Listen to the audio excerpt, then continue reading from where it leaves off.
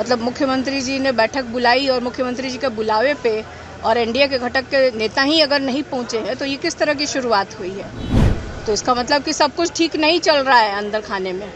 मतलब आपके बच्चे नौकरी करें और दूसरे के बच्चे कोई घूम रहा उसको चाटा मारे हैं, ये शिक्षा दे रहे हैं। तो हमारे दल में थी कुछ बीच में थोड़ा सा टिकट को लेके या जो क्या बात हुई थी वे दो सीनियर हिना साहब जानती होंगी और हमारे आदरणीय राष्ट्रीय अध्यक्ष और तेजस्वी यादव जानते होंगे।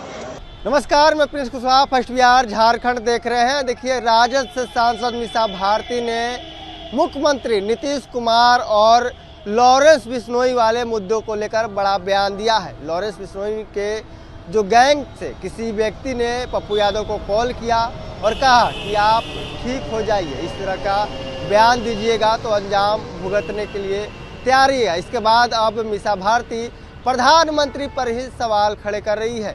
क्या कुछ कर रही है मीसा भारती मुख्यमंत्री नीतीश कुमार के एनडीए वाले बैठक पर, क्योंकि कर रही है लगातार कि जिस तरह से एनडीए का बैठक था, इस बैठक में भाजपा का या घटक दल के तमाम बड़े नेता इस बैठक से दूरी बना ली है। क्या कुछ करें मीसा भारती बोले, आप उनके बयानों को सुने।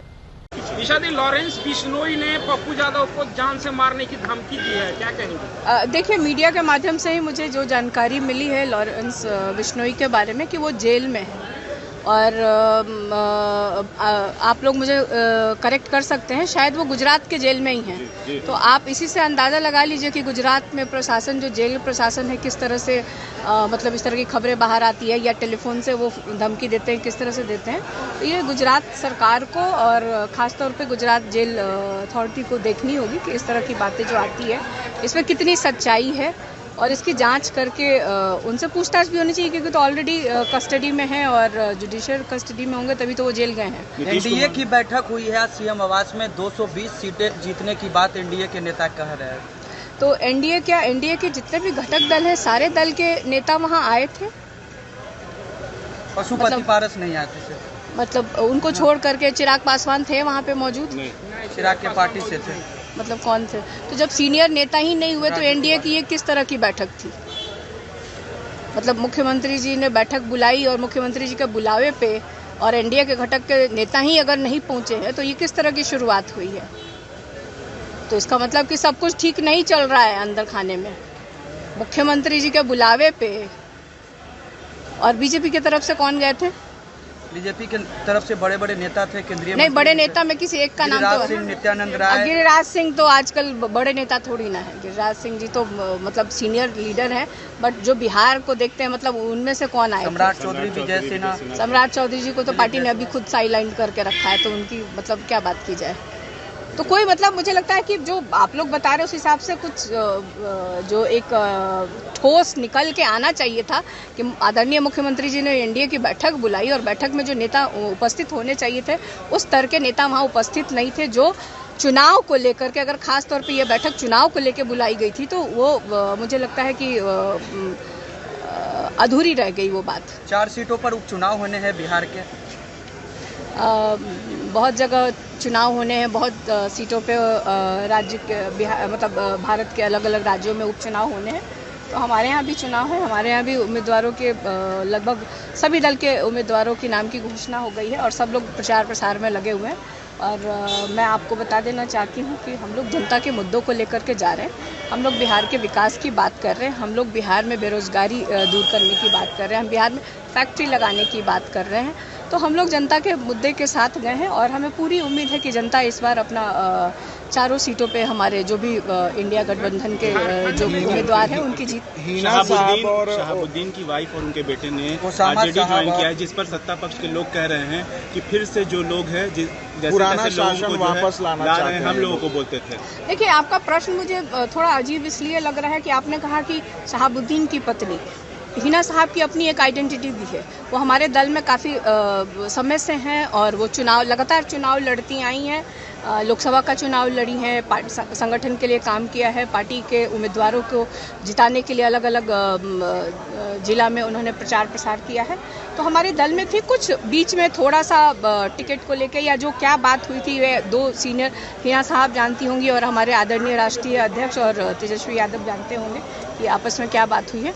और एक बहुत अच्छी पहल दोनों तरफ से हुई है कि घर वो लोग फिर से परिवार एकजुट हो गया है। तो मुझे लगता है बिहार में एक अच्छा संदेश भी गया है और सब मिलके लड़ेंगे, जनता के लिए लड़ेंगे और बिहार के विकास के लिए लड़ेंगे, तो एक अच्छा संदेश गया है। जेडीयू के नेता कह रहे हैं कि आप लोग शराब बेचवाने का काम करते हैं। नीरज कुमार बीजेपी के नेता और जेडीयू के जो एमएलसी है नीरज कुमार कहते हैं आप लोग और तेजस्वी यादव तस्करी कराते हैं, शराब पीते हैं। देखिए ये प्रश्न बेमाने हैं।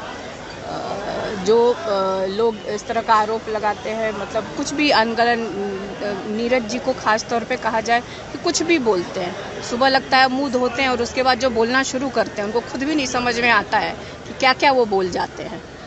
तो बोलना ही है तो अपनी सरकार जो है उनकी लगभग 20 वर्ष हो गई है, कितनी फैक्ट्री बिहार में लगाई है, कितना पलायन इन्होंने रोका है, कितने रोजगार इन लोगों ने दिए हैं, कितने बिहारियों को तेजस्वी के जाने के बाद जो इंडिया गठबंधन की सरकार थी 3.5 लाख जो नियुक्ति पत्र बांटा गया, उसके बाद एक भी नियुक्ति पत्र कब इन लोगों ने बांटा है, ये जनता को क्यों नहीं जवाब देते हैं।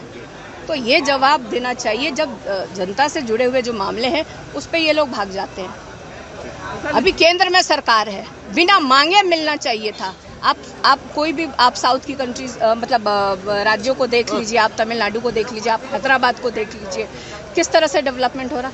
आप देखिए गिरिराज सिंह जी कपड़ा मंत्री है ना, कपड़ा मंत्री बहुत कम लोग जानता होगा, लेकिन आपके चैनल के माध्यम से अपने बिहार वासियों को सबको बता दे कि वो है।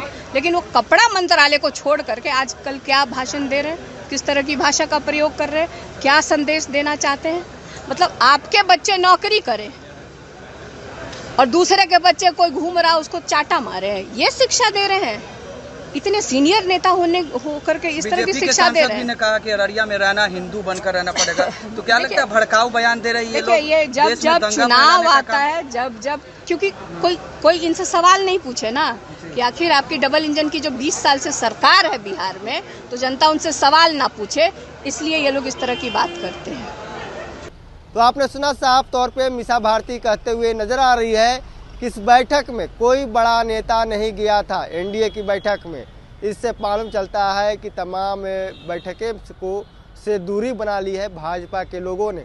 मुख्यमंत्री नीतीश कुमार लगातार बैठक कर रहे हैं, लेकिन कोई उन्हें तरजीह नहीं मिल रहा है। वही आपको बता दें, पप्पू यादव को लेकर भी कहा कि लॉरेंस बिश्नोई गुजरात जेल में बंद है और गुजरात जेल से उनको फ़ोन आ रहा है पप्पू यादव को या तमाम लोगों को। तो आप समझ सकते हैं कि कौन संरक्षण दे रहा है। बहरहाल इसको इतना ही, इसी तरह तमाम को लोग बने रहे। अब फर्स्ट बिहार झारखंड देख रहे हैं। भारतीय जनता पार्टी का सदस्य बनने के लिए 8800002024 पर मिस्ड कॉल करें। निवेदक Bharatiya Janata party Bihar. Panorama group, जो सोचता है वो करता है। आपके अपने सपनों का आशियाना। पूर्णिया वापस जाएंगे। जॉब छोड़ दिया है मतलब?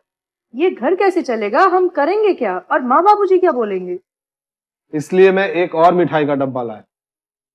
अपने बिजनेस के लिए लोन अप्रूव हो गया। अरे लोन अप्रूव हो गया वो तो ठीक है, लेकिन पूर्णिया में हम रहेंगे कहाँ? अपना घर भी तो नहीं है वहाँ। इसलिए तो एक और मिठाई का डब्बा अलग से लाया हूँ। हमने पूर्णिया में घर ले लिया है, पूर्णिया के ई होम्स पैनोरमा में। पूर्णिया में पैनोरमा ग्रुप लेकर आए हैं ई होम्स पैनोरमा।